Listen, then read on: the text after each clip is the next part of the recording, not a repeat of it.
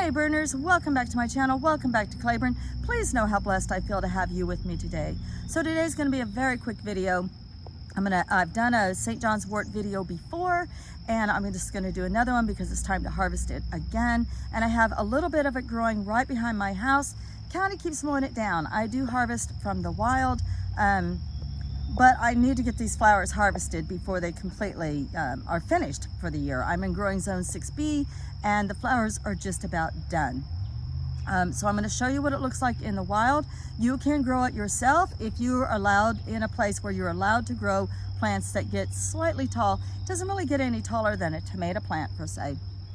So, you know, if you can grow tomatoes, you can grow St. John's wort. It is used as an antidepressant, and I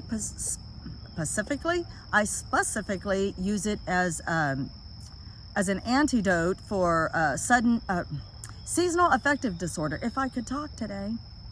Seasonal affective disorder. And so all you do is just like you do any other time when you're going to make a tincture, just fill your vessel about 2/3 full, 3/4 full of your product. And I always give my plants about 5 or 10 minutes to let the pollinators go away. Once you pick your plant, they will go away once the nectar is no longer flowing. And I don't put my plants in the direct sun ever, because you know that degrades them. That will take away all the yumminess that you're wanting to get out of it. And in this case with St. John's wort, it's called hypericin. I know it's called hypericin or something like that, perforatum. So there's little perforations in the leaves, and there's a red chemical inside the flowers, specifically in the little black dots of the flowers, called hypericin, I think is how you pronounce it. Anyway, that's the signature red color that you're going to get with St. John's. One thing I do want to mention is I do make a St. John's wort tincture or a salve. If I cover the flowers in oil, I will make a salve out of it, and I love it for skin conditions. And people often wonder, well, why isn't your salve red? Well, your oils and things will turn red. When the chemical is extracted and infused into the oil, your oil will turn red. However, when you go to mix it with your beeswax, which is yellow, it calms that color way down. So if you're buying a salve and it's bright red, probably they put food coloring in it just to make it look more red. So you think you're getting more potent, but it's not. It's just not.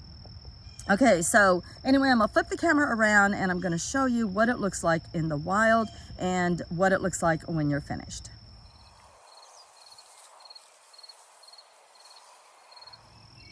All right, so here it is in the wild. We're right at the back of my house. When I said the county mows it down, I meant all my secret stashes all over the county where I usually find it and pick it. The county keeps mowing that down. That's what I mean. So this is behind my house and they don't mow this down. So these plants get, like I said, maybe not quite as tall as a tomato. At least mine don't. Just, I would say, I'm in America, so I'm in feet. So maybe 3.5 feet, maybe. So this is the plant, and it's got these little star-shaped petals on it that are yellow. And the leaves, I'll see if I can let you see the perforations in the leaves. If we hold it up to the sun, see those little dots in those leaves? See those? Those are the little perforations. That's why it's called perforatum. Okay, and then another way to tell is you just pick a little bloom and smash it in between your fingers, and it turns your finger red. You see that? That's the chemical. That's that hypericin, however you pronounce it. That's what you're trying to extract. That's the chemical that is in nature's antidepressant. Yes, there are reports that if you take it for too long, it can start to affect your damage. Please look into that for yourself. So obviously, if you already have liver problems, you do not want to take St. John's wort tincture. Using salve, you know, salves are absorbed into your skin, so it may be a slower process, but it still gets into your body. So be very, very aware of that. Also, this is easier, in my opinion, to wean off of than chemical antidepressants. Much easier.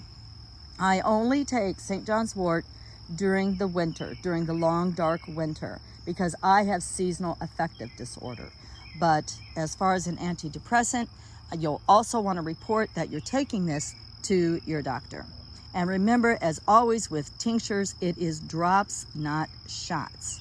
So I'm going to go through and harvest these little stems. So I just want you to be sure that you recognize what it looks like.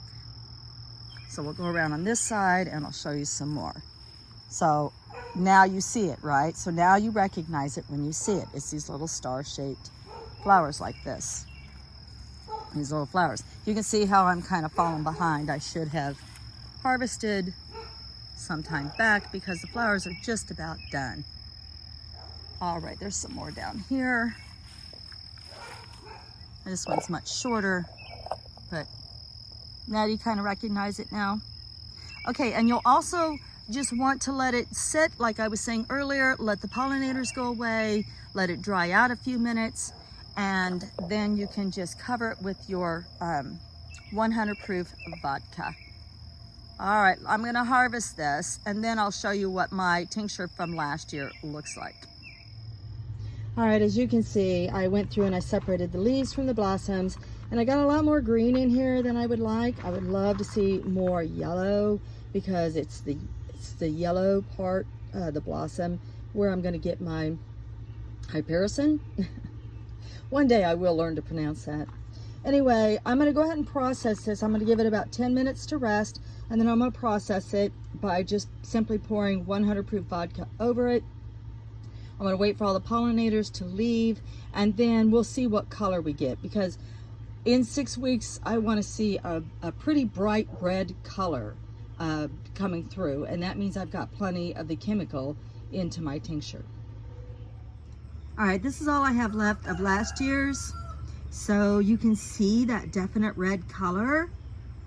And so that's what I'm gonna look for always in my St. John's wort tincture.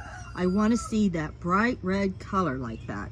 And that's how I know I've got enough of the, say it with me, hypericin, hypericin, the extraction from the flowers. So I'm gonna give that 10 minutes, then we're gonna cover it with 100 proof vodka.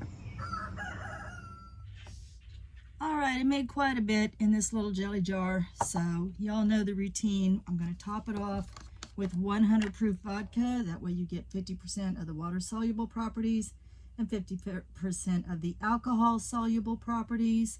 And then remember, you don't wanna leave any room at the top for oxidation.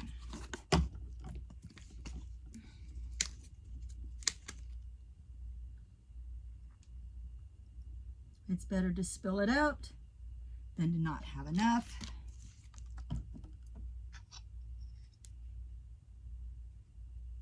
You can see it's already that beautiful pink color. It's got so much of that hypercurin, whatever that's called. That's what you want. You want to see immediate results like that, and you know you got the good stuff. So I just write St. John's wort on it, 100 proof vodka, where I got it, my yard, and my born on date. Oops, 6/29 of 24. All right, isn't that going to be a beautiful tincture? Beautiful tincture. It doesn't make a whole lot this time, but I tell you what, at least nobody can mow it down. It comes from my yard. I know there's no pesticides. There's no real road dirt on it. And if I didn't have enough in my yard, I would actually grow a row of this. So if you can, and you feel like you need it, and if you can grow it where you're at, I strongly encourage you to grow your own St. John's wort and try it for yourself. And I wish you all much, much love and light, and thank you so much for all the support you give to me and my channel. If you like this video, please give me a thumbs up. If you haven't already, please subscribe. And if you feel like it, you really like it, share it with your friends. All right, guys, wishing y'all much love and light and much happiness through the dark, long winter months that are ahead. Blessed be.